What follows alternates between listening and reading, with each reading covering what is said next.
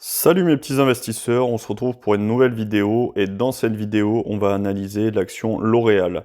Alors on va commencer directement dans le vif du sujet.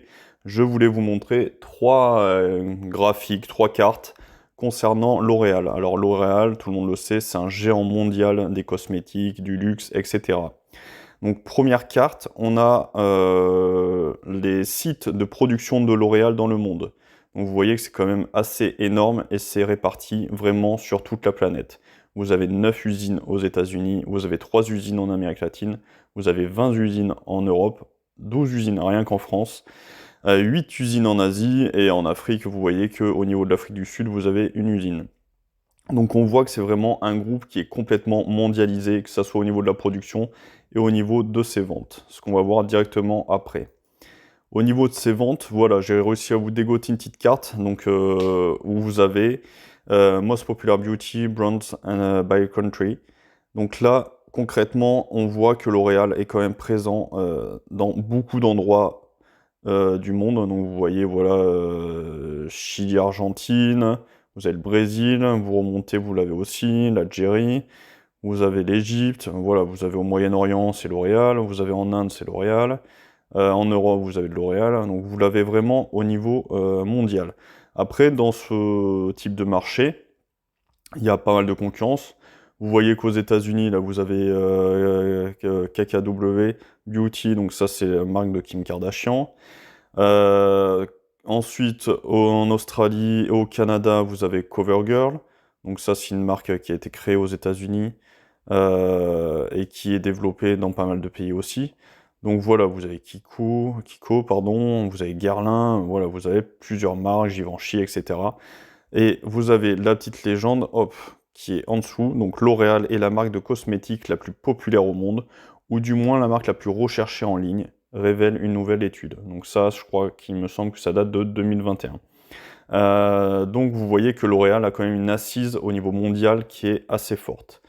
Et enfin, on va voir hop, un troisième graphique où on a les dépenses, hein, c'est pris sur Simply Wall Street, les dépenses et les revenus du groupe. Donc concrètement, au niveau des revenus, on a bien sûr les produits de consommation, donc tout ce qui est maquillage, etc., qui rapporte 15,80 milliards d'euros par an. On a la branche L'Oréal Luxe, qui est un peu plus axée sur le luxe, donc sur les produits haut de gamme, donc 15,21 milliards d'euros. Donc vous voyez que ces deux branches sont à peu près équivalentes. Vous avez les cosmétiques actives, donc ça qui représente 6,84 milliards d'euros. Et enfin, la branche au niveau professionnel, 4,77 milliards d'euros. Donc l'ensemble de ces revenus, ils s'établissent à 42,73 milliards d'euros. Donc ce qui est quand même une somme considérable. On a une partie des revenus qui partent dans les coûts de vente, 11 milliards d'euros. Ensuite, les revenus, ils partent, hop là, on arrive à 31,69 milliards de marge brute. On a tout ce qui va être dépenses, donc ça va être l'administration, pardon, les dépenses générales. On a une partie en recherche et développement. On a les coûts liés à la vente et à la commercialisation. Et on a hors exploitation 2 milliards d'euros. Et enfin, on se retrouve avec un gain, donc un gain net de 6,48 milliards d'euros. Donc ce qui est quand même assez conséquent. Et vous voyez sur le petit graphique en haut à gauche que l'entreprise est quand même en bonne santé, niveau value, future, past, health et dividende, que c'est une société qui est quand même intéressante.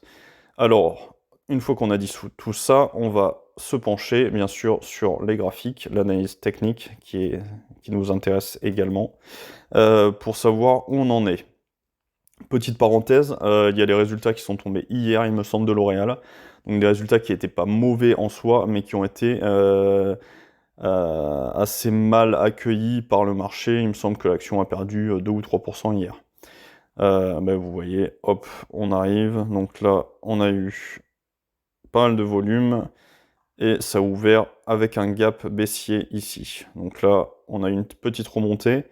Mais pour l'instant, sur du court terme, on va passer hop, en plus grand écran. Sur du court terme, L'Oréal, c'est pas folichon, hein.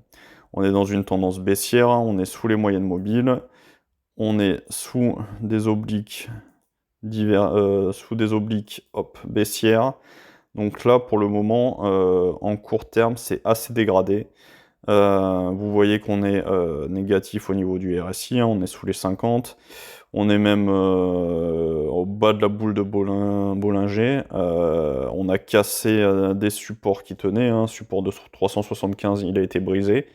On a un autre support qui est ici, où le cours 358, où le cours joue dangereusement avec, et il y a pas mal de chances que ce support ne tienne pas et que l'action continue de dégringoler.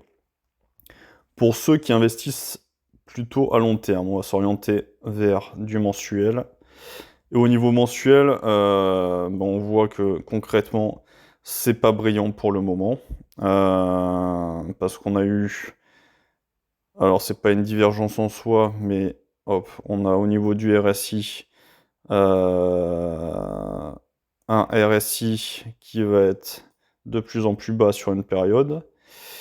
Et on va avoir un cours qui va être de plus en plus haut sur la période. Donc on peut voir qu'il y a une notion de divergence au niveau de l'indicateur RSI et du cours, et que concrètement l'action, hop, à ce niveau, on voit bien que le RSI il est passé sous les 50, que pendant une énorme période de temps, hein, on va prendre ça, on va pas le compter, parce que c'est une petite interstice dans le RSI, mais depuis les années 2009, vous avez un RSI qui est toujours supérieur à 50. Sauf deux petites incartades là, ici et ici, mais c'est pas vraiment une cassure franche du RSI. Là, je pense que à l'inverse, on est vraiment dans une cassure franche du RSI, et c'est pour ça que sur L'Oréal, je serai assez prudent sur le titre pour le moment. Donc on voit que depuis 2009, hein, le titre n'a pas cessé de monter, hein, concrètement.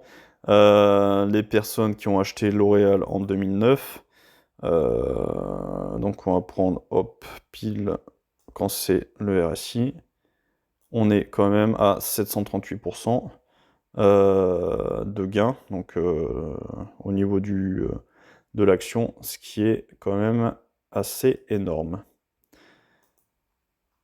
Mais là, du coup, qu'est-ce qu'on fait à l'heure actuelle? Donc pour moi, on est en bas de la boule de la bande de Bollinger, ou de Bollinger, on s'en fout, hein, vous appelez ça comme vous voulez. Donc à titre personnel, je pense qu'on peut avoir peut-être un petit sursaut, revenir peut-être sur les 374.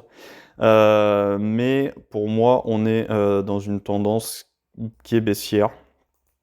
On a eu un biseau ascendant qui a cassé par le bas. Donc concrètement, on va le prendre comme ça.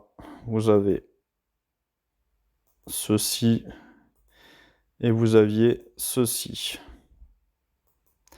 Donc là, le biseau ascendant a cassé comme souvent par le bas, et vous avez du coup un cours qui est à la baisse. Vous pouvez également tracer, hop, une oblique comme ceci, et je pense que tant que cette oblique ne sera pas dépassée, je resterai à l'écart du titre. Alors après, on sait que L'Oréal, au niveau des fondamentaux, c'est une boîte solide, hein, il n'y a pas de souci, elle verse un dividende, elle est, comme on l'a vu, mondiale au niveau de ses ventes, de ses structures d'approvisionnement, de sa fabrication de produits. Il n'y a pas de souci, c'est un géant, c'est l'une des plus grosses boîtes au niveau cosmétique. Alors, au niveau du titre, qu'est-ce qu'on va avoir? On va avoir un support ici, un support ici, et après c'est un peu le flou, on va avoir un autre support ici, on peut avoir des supports intermédiaires qui vont se dessiner ici, mais concrètement, selon moi, c'est pas exactement le moment pour acheter. Tant que le RSI sera sous les 50 et qu'on n'aura pas dépassé cette oblique baissière, à titre personnel, je ne prendrai pas de position. Je pense que l'action, concrètement, elle peut tout à fait aller chercher les 308, 310 euros. Ça serait pas impossible. Après, voilà, faut rester l'esprit ouvert. Tout est possible dans ce type de marché. Mais je pense qu'on peut avoir une correction un peu comme on a eu en 2022, une baisse d'environ une trentaine de pourcents. Je pense qu'on peut aller un peu plus haut.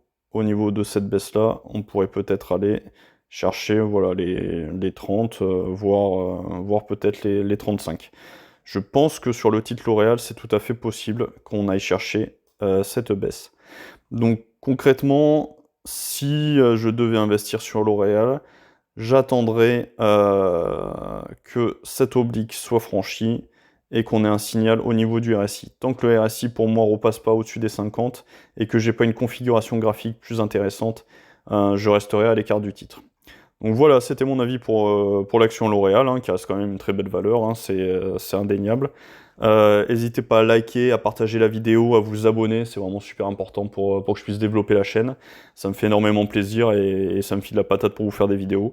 Passez une belle journée, prenez soin de vous. Allez, ciao!